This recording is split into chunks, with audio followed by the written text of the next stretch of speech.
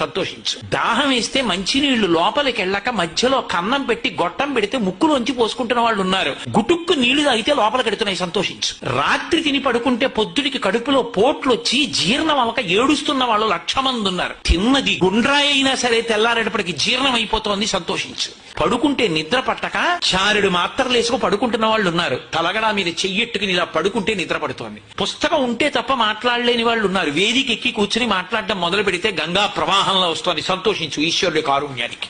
కొంతమంది కూర్చోలేని వాళ్ళు ఉన్నారు, కూర్చుంటున్నావు. నడవలేని వాళ్ళు ఉన్నారు, నడుస్తున్నావు. చూడలేని వాళ్ళు ఉన్నారు, చూస్తున్నావు. వినలేని వాళ్ళు ఉన్నారు, వింటున్నావు. ఈశ్వరుడు నీకు ఇచ్చిన దానికి ప్రతి క్షణం తృప్తితో ఓలలాడిపోవాలి. ఎన్ని మాటలు కృతజ్ఞత చెప్తావు? అది మానేసి ఎప్పుడు ఏదో పోయిన దాన్ని తలుచుకుని ఏడవడం కాదు, వచ్చేదాన్ని ఊహించుకుని అలా జరిగితే బాగుండని కనుబొమలు ఎగరేయడం కాదు.